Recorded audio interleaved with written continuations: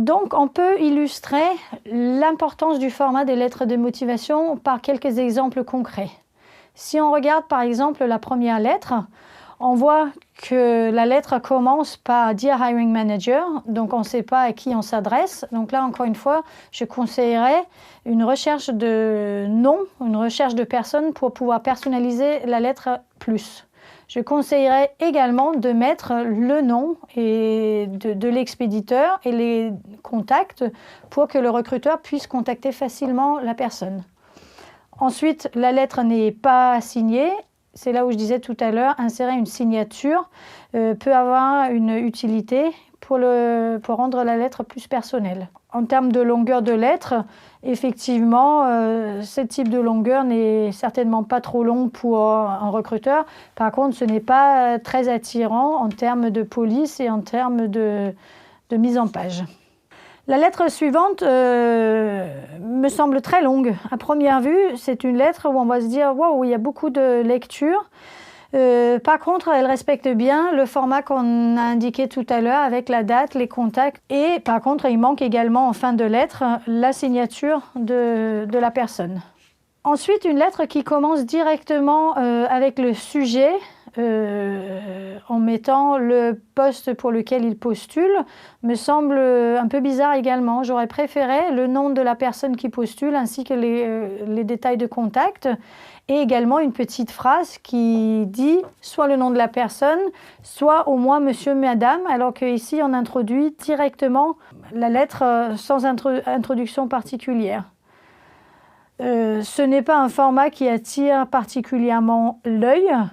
En termes de longueur et en termes de paragraphes, ça me semble intéressant parce qu'effectivement, on a 3 paragraphes relativement distincts, donc facile à lire.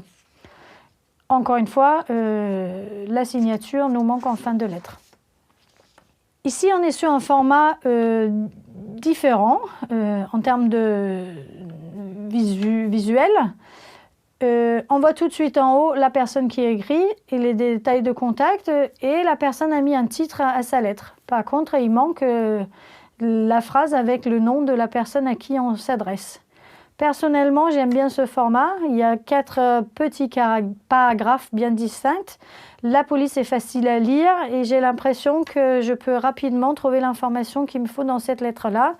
Encore une fois, il nous manque la petite signature.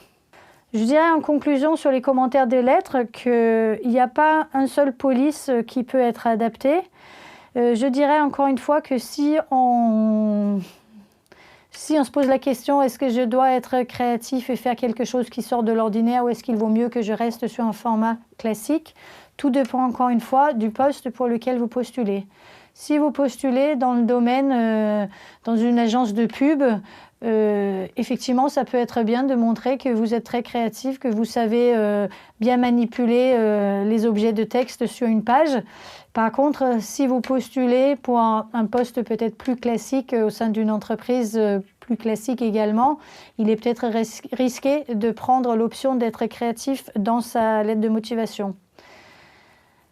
L'avis sur la créativité dépend également beaucoup de la personne qui va recevoir votre candidature. Vous pouvez très bien tomber sur une personne aux ressources humaines qui a une grande sensibilité, créativité et qui va voir ça comme quelque chose de très positif, mais vous pouvez également tomber sur quelqu'un qui s'attend à recevoir quelque chose de plus classique. Donc, je n'ai pas une réponse précise là-dessus. C'est à vous de voir en fonction de votre positionnement, en fonction du secteur que vous visez et également en fonction de votre niveau de prise de risque. Donc, je n'ai pas une seule type de lettre qui peut s'adapter à tout le monde. La lettre qui vous correspond le mieux est la lettre que vous devez utiliser.